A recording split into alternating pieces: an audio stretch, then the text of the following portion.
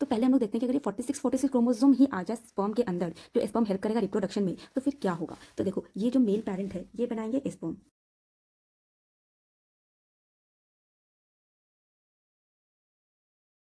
इस दोनों को मिलकर ये आपस में फ्यूज करेंगे, जिसको मैं आपको बताऊँ इसको फर्टिलाइजेशन कहते हैं।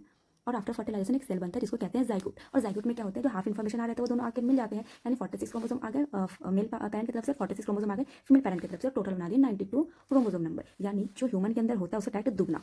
ये क्या हो गया आपका जाइगोट। अब देखो, क्या ये आपको लगता है कि 92 क्रोमोसोम आगे जाकर इंसान ही बना पाएगा? बिल्कुल नहीं, क्योंकि जब क्रोमोसोम का नंबर जो होता है अगर वो डिफरेंट हो तो ऑर्गेनिज्म भी डिफरेंट हो जाते हैं। जैसे अगर मैं पी प्लांट की बात करूं, मटर के दाने में, तो मटर के अंदर 14 क्रोमोसोम होते हैं, 14। अगर मैं चिंपैंजी की बात करूं तो चिंपैंजी के अंदर 48 क्रोमोसोम होते हैं, यानी ह्यूमन से ज़्यादा 1-2 क्रोमोसोम ज़्यादा हो जाते हैं।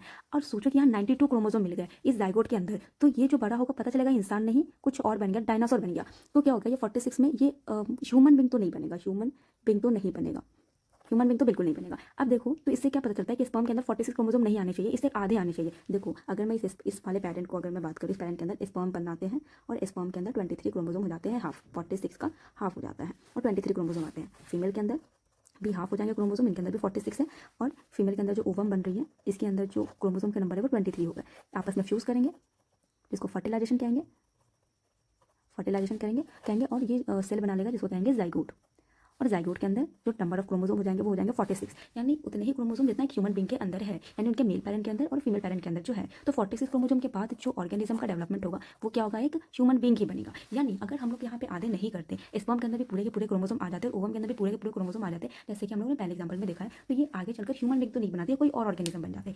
इसलिए इंपॉर्टेंट है कि जब अगर हम लोग रिप्रोडक्शन के दौरान जो गैमीट बनाने हैं, इसी को गैमीट कहते हैं, ये जो गैमीट बनाने हैं इस गैमीट के अंदर क्रोमोसोम के नंबर कितने होने चाहिए, आधे होने चाहिए। क्योंकि आगे जाकर जब ये फ्यूज के फर्टिलाइजेशन के बाद वो जाइगोट बनाएगा तो वापस से क्रोमोसोम का नंबर क्या हो जाएगा, कंजर्व हो जाएगा जितने पेरेंट के अंदर थे।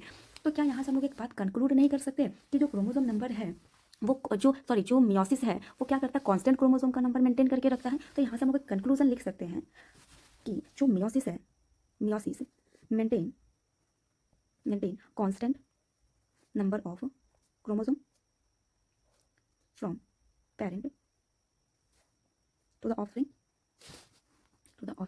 यानी जो पेरेंट के अंदर जितने नंबर ऑफ क्रोमोसोम है सेम उतना ही नंबर ऑफ क्रोमोसोम उनके बच्चे के अंदर भी रहे, ताकि वो जो ह्यूमन का जो बेबी है वो ह्यूमन ही हो सके, एलिफेंट का बेबी जो है वो एलिफेंट ही हो सके। इसके लिए बहुत इंपॉर्टेंट है कि दोनों के अंदर जो क्रोमोसोम का नंबर है वो इक्वल होने चाहिए।